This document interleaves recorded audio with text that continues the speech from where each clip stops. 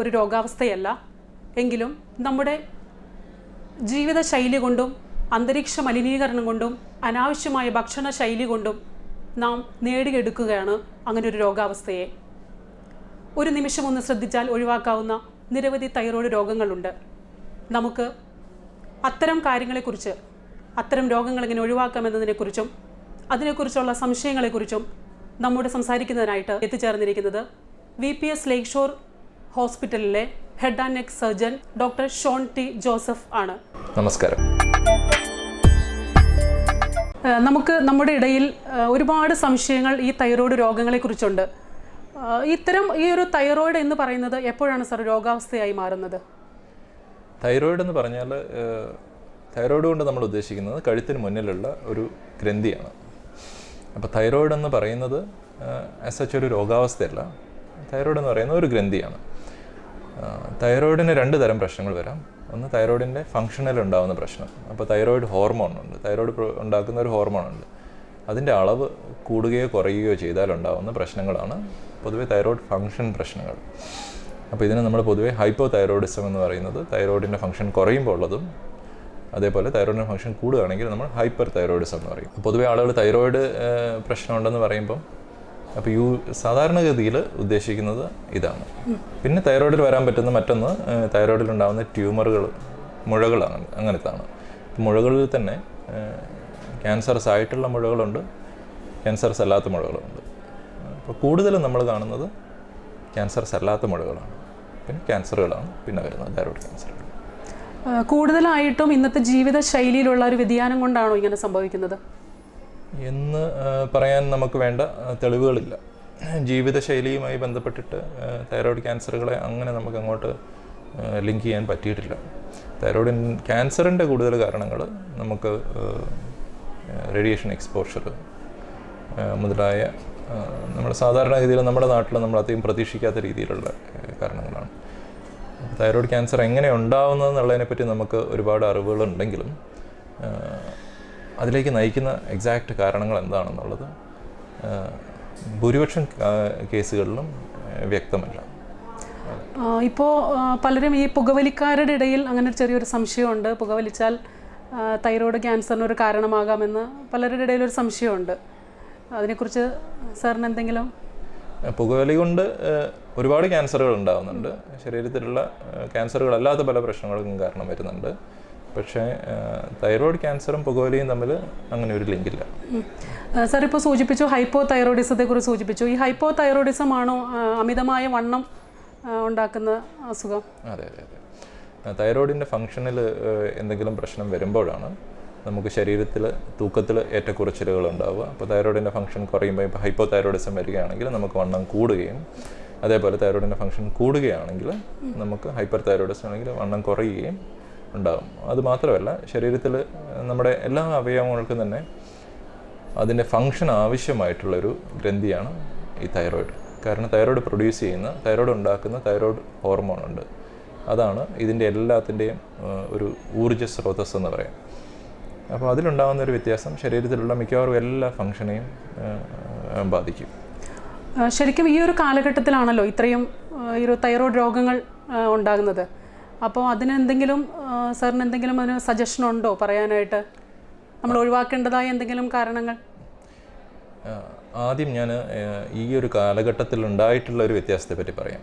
ഇപ്പം നമ്മുടെ കേരളത്തിലെ ഒരു നമ്പർ എടുത്ത് നോക്കുകയാണെങ്കിൽ, ഇപ്പം കഴിഞ്ഞൊരു 30 വർഷത്തിനിടയ്ക്ക് ഇപ്പം ഞാൻ റീജിയണൽ ക്യാൻസർ സെൻ്ററാണ് ഇവിടെ അത്യാവശ്യം ഒരു നമ്പേഴ്സ് സൂക്ഷിച്ചിട്ടുള്ള ഒരു രജിസ്ട്രി ഉള്ളത്. ഈ കേരളത്തിലെ കണക്കനുസരിച്ചിട്ട് കഴിഞ്ഞൊരു 30 വർഷം കൊണ്ട് തൈറോയ്ഡ് ക്യാൻസർ ഒരു 3 ഇരട്ടിയായിട്ട് കൂടിയിട്ടുണ്ട്. ഈ കൂടുതലായി കണ്ടിട്ടുള്ളത് ഇപ്പോൾ സ്ത്രീകളിലാണ് ഏറ്റവും കൂടുതൽ ആ ഒരു വ്യത്യാസം കണ്ടിട്ടുള്ളത്. ഇപ്പോൾ കേരളത്തിലെ സ്ത്രീകളിലുണ്ടാകുന്ന രണ്ടാമത്തെ ഏറ്റവും കോമൺ ആയിട്ടുള്ള ഒരു ക്യാൻസറാണ് തൈറോയ്ഡ് ക്യാൻസർ.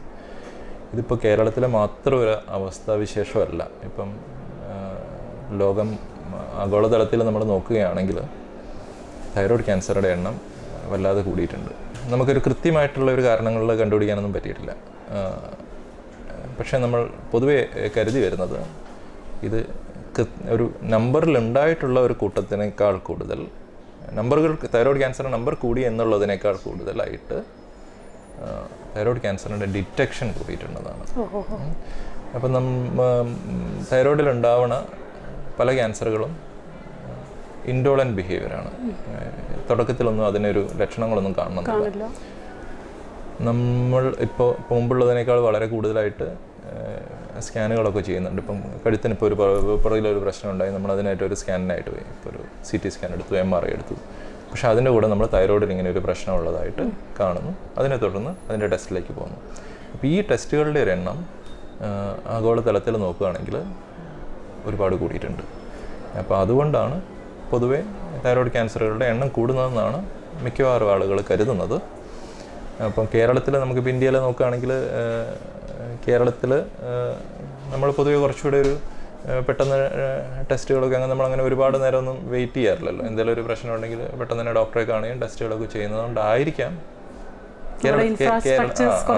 അതെ അതെ നമ്മളുടെ ഒരു നമ്മൾ ഒരുപാട് അങ്ങനെ വെയിറ്റ് ചെയ്യില്ല. നമ്മളിപ്പം ഇപ്പോൾ ക്യാൻസറുകൾ ഇപ്പം ജനറലി ട്രീറ്റ് ചെയ്യുകയാണെങ്കിൽ ഞാൻ കണ്ടിട്ടുള്ളത് പുറത്ത് ഇപ്പം ഒരു നോർത്ത് ഇന്ത്യയിലേക്കൊക്കെ നോക്കുകയാണെങ്കിൽ പേഷ്യൻസ് വരുന്നത് കുറേയും കൂടി ഒരു ലേറ്റ് സ്റ്റേജിലാണ് വരുന്നത്.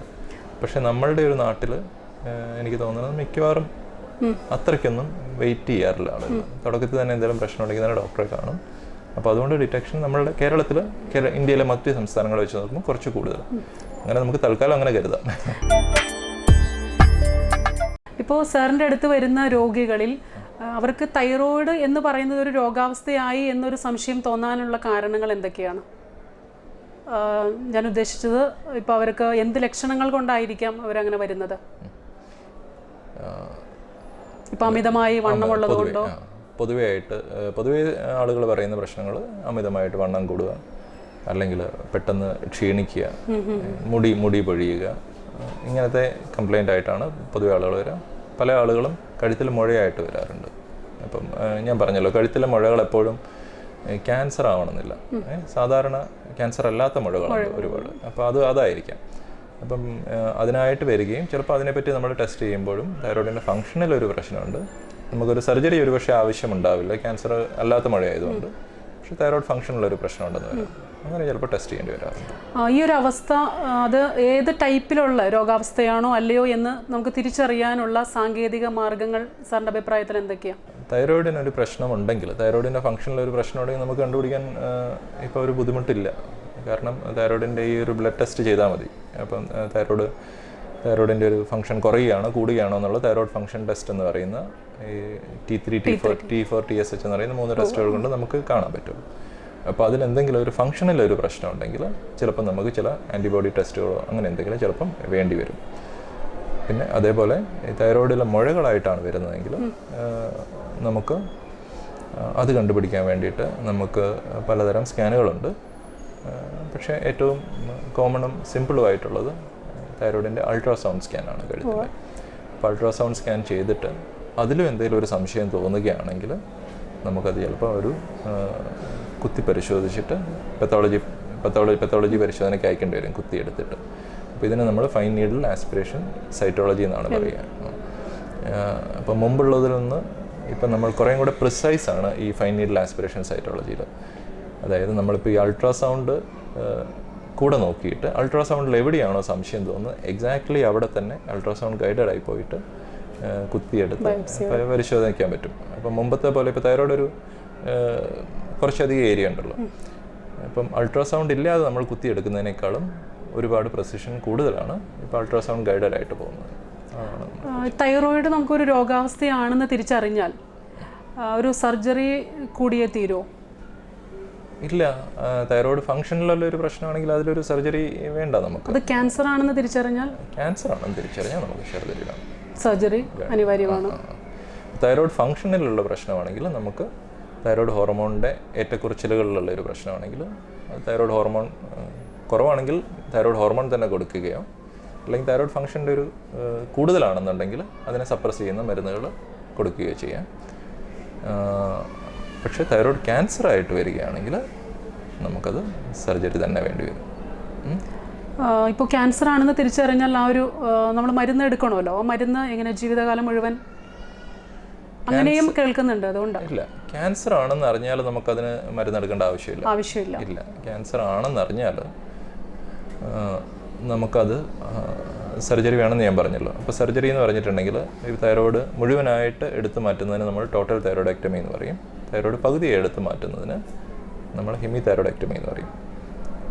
ഇത് നമ്മൾ തീരുമാനിക്കുന്നത്, അതായത് ഹെമി തൈറോയ്ഡക്ടമി ചെയ്യണോ ടോട്ടൽ തൈറോയ്ഡക്ടമി ചെയ്യണോ എന്ന് നമ്മൾ തീരുമാനിക്കുന്നത് തൈറോയ്ഡിലുണ്ടാവുന്ന മുഴകളുടെ ഒരു സൈസ് വെച്ചിട്ടാണ്. അപ്പോൾ നമ്മളിപ്പോൾ അൾട്രാസൗണ്ട് ചെയ്യുമ്പോൾ നമുക്ക് മനസ്സിലാവുന്നതിന് ഈ സൈസ് കൂടുതലുണ്ട്, 1 സെൻറ്റിമീറ്ററിൽ കൂടുതലുണ്ട്, അല്ല 4 സെൻറ്റിമീറ്ററിൽ കൂടുതലുണ്ട്. അങ്ങനെയാണെങ്കിൽ നമുക്ക് ടോട്ടൽ തൈറോയ്ഡക്ടമി വേണ്ടി വരും.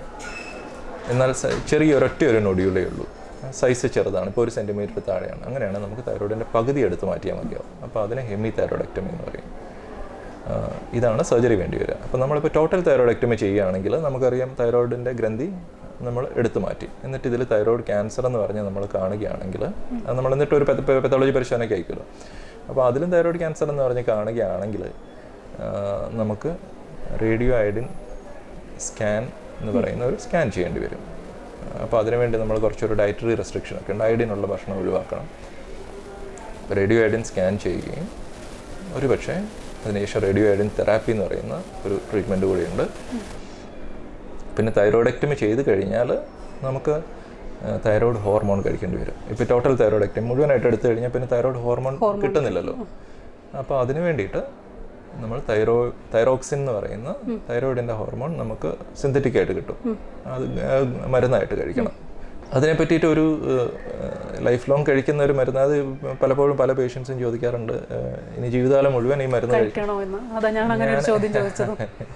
അല്ല, ഞാൻ അതിനെപ്പറ്റി എപ്പോഴും പറയാറുള്ളത്, ഇത് സ്ഥിരം കഴിക്കണം എന്ന് വെച്ചിട്ട് നമ്മൾ ഒരു ദിവസം മറന്നുപോയാൽ പേടി തോന്നേണ്ട പോലത്തെ ഒരു ഗുളികയല്ല. നമ്മളിപ്പോൾ ചിലപ്പം ചില കാർഡിയോളജി പ്രശ്നങ്ങളൊക്കെ ആണെങ്കിൽ നമ്മൾ മരുന്ന് നിന്ന് കഴിച്ചില്ലെങ്കിൽ എന്തെങ്കിലും സംഭവിക്കുമോ എന്നുള്ള ഒരു പേടിയുണ്ടാകും. തൈറോക്സിൻ അങ്ങനെ ഒരു മരുന്നല്ല. നമ്മളിപ്പോൾ ഒരു ദിവസം മറന്നു പോയാലൊന്നും സംഭവിക്കില്ല. ഞാൻ കുറച്ച് ലളിതവൽക്കരിച്ച് പറയുകയാണോന്ന് എനിക്കറിയില്ല, പക്ഷേ നമ്മളിപ്പം ചായ സ്ഥിരമായി കുടിക്കുന്ന ഒരാൾ അതിനെപ്പറ്റി അധികം ആലോചിക്കാറില്ല. അപ്പോൾ ഒരു ദിവസം ചായ മറന്നു പോയാലും കുഴപ്പമില്ലല്ലോ. അപ്പോൾ അതേപോലെ തന്നെ ഉള്ളൂ ഇതിൻ്റെ ഒരു അതർവൈസ് തൈറോയ്ഡ് ക്യാൻസർ ട്രീറ്റ്മെൻറ്റ് കഴിഞ്ഞാൽ പൊതുവെ പേഷ്യൻറ്റിൻ്റെ ക്വാളിറ്റി ഓഫ് ലൈഫ് അത് ബാധിക്കുന്നില്ല. ക്യാൻസർ എന്നുള്ളത് നമുക്ക് ആ ഒരു പേരുണ്ട് എന്നല്ലാതെ പേഷ്യൻറ്റിന് ജീവിതം മുമ്പത്തേതുപോലെ തന്നെ മുന്നോട്ട് പോകാൻ പറ്റും. മറ്റ് ഭാഗങ്ങളെ ക്യാൻസർ ബാധിക്കുന്നത് പോലെ പേടിക്കേണ്ടതില്ല എന്നാണോ സാറ് പറയുന്നത്? തൈറോയ്ഡ് ക്യാൻസർ എന്ന് പറഞ്ഞാൽ നമ്മൾ ജനറലായിട്ട് എടുക്കുകയാണെങ്കിൽ അതിന് ഡിഫറൻഷ്യേറ്റഡ് തൈറോയ്ഡ് ക്യാൻസർ എന്ന് പറയാം. അതാണ് ഏറ്റവും കൂടുതലായിട്ടുള്ളത്. ഒരു 90%, 95% ഉള്ളത് ഡിഫറൻഷ്യേറ്റഡ് തൈറോയ്ഡ് ക്യാൻസറാണ്. പിന്നെ വരുന്നതാണ് ചെറിയൊരു ഗ്രൂപ്പുണ്ട്, medullary thyroid cancer, anaplastic thyroid cancer, അങ്ങനെ ചെറിയ വിഭാഗങ്ങളുണ്ട്. ഇതിൽ ഡിഫറൻഷ്യേറ്റഡ് തൈറോയ്ഡ് ക്യാൻസർ ഭൂരിഭാഗം വരുന്ന തൈറോയ്ഡ് ക്യാൻസറാണ്. അതിൻ്റെ റിസൾട്ട് വളരെ നല്ലതാണ്. നമ്മൾ ട്രീറ്റ് ചെയ്ത് കഴിഞ്ഞാൽ നമുക്ക് വളരെ സാറ്റിസ്ഫാക്ഷൻ തരുന്നൊരു ഇതാണ്. കാരണം ഒരു 90-95% ആളുകൾക്ക് പിന്നെ അതിൻ്റെ ഒരു റിക്കറൻസും ഒന്നും ഉണ്ടാവാറില്ല. മാത്രമല്ല അതിൻ്റെ ഒരു സർവൈവൽ ആണെങ്കിലും അപ്വേർഡ്സ് ഓഫ് 95%. അപ്പം ഞാൻ പറഞ്ഞത് വളരെ ഹൈ ക്യൂർ റേറ്റ് ഉള്ളൊരു ക്യാൻസറാണെന്ന് പറഞ്ഞ് മനസ്സിലായല്ലോ. അപ്പോൾ ഈ ഒരു ഗ്രൂപ്പ് തൈറോയിഡിന് നോക്കുകയാണെങ്കിൽ മറ്റ് ശരീരത്തിൽ മറ്റുണ്ടാകുന്ന ക്യാൻസറുകളെക്കാളും വളരെയധികം നല്ല റിസൾട്ട് ഉള്ളതാണ് നമ്മൾ പ്രോപ്പറായിട്ടുള്ള ഒരു ട്രീറ്റ്മെൻറ്റ് എടുത്തു കഴിഞ്ഞാൽ. പിന്നെ ബാക്കിയുള്ളത് ഇപ്പോൾ മെഡുലറി തൈറോയ്ഡ് ക്യാൻസറും ജനറലി ട്രീറ്റ്മെൻറ്റ് ഔട്ട്കം നല്ലതാണ്. പക്ഷേ പാപ്പുലറി പോലെയല്ല, കുറച്ചുകൂടി ഒരു ക്ലോസ് ഫോളോ അപ്പും ചിലപ്പം കുറച്ച് ടെസ്റ്റുകളും ഒക്കെ വേണം. കാരണം നമുക്കിപ്പോൾ ഈ റേഡിയോ അയഡിൻ തെറാപ്പി എന്ന് പറഞ്ഞതുപോലത്തെ ഒരു തെറാപ്പി മെഡുലറി തൈറോയ്ഡ് ക്യാൻസറിന് അത്ര ഇഫക്റ്റീവായിട്ടില്ല. അപ്പോൾ അതുകൊണ്ട് പിന്നെ തൈറോയിഡിൽ ഉണ്ടാകുന്ന ഒരു കുറച്ചൊരു ഡേഞ്ചറസ് ആയിട്ടുള്ള ഒരു ക്യാൻസറാണ്. ഒരു പക്ഷേ അതീവ ഡേഞ്ചറസ് ആയിട്ടുള്ള ഒരു ക്യാൻസർ എന്ന് തന്നെ പറയേണ്ടി വരും. അത് എനാപ്ലാസ്റ്റിക് തൈറോയ്ഡ് ക്യാൻസർ എന്നുള്ളതാണ്. അപ്പം അത് നമ്മൾ മുമ്പ് പറഞ്ഞ ക്യാൻസറുകൾ പോലെയല്ല, അത് വളരെ അപകടകാരിയാണ്. നമ്മുടെ ഇപ്പോൾ ഉള്ള ഒരു എക്സിസ്റ്റിംഗ് ട്രീറ്റ്മെൻറ്റ്സിനെയൊക്കെ റെസിസ്റ്റ് ചെയ്യുന്ന ടൈപ്പ് ഒരു ക്യാൻസറാണ്. എൻ്റെ ഒരു അഭിപ്രായത്തിൽ ഇത്തരം രോഗികൾക്ക് നമ്മൾക്ക് ഒരു മരുന്ന് എന്നതിലുപരി ഒരു മെൻ്റൽ സപ്പോർട്ടല്ലേ അവർക്ക് ആവശ്യം? സാറിൻ്റെ അഭിപ്രായത്തിൽ എങ്ങനെ? തീർച്ചയായിട്ടും തൈറോയ്ഡ് ക്യാൻസർ എന്നുള്ള അല്ല, ഏത് ക്യാൻസർ ആണെങ്കിലും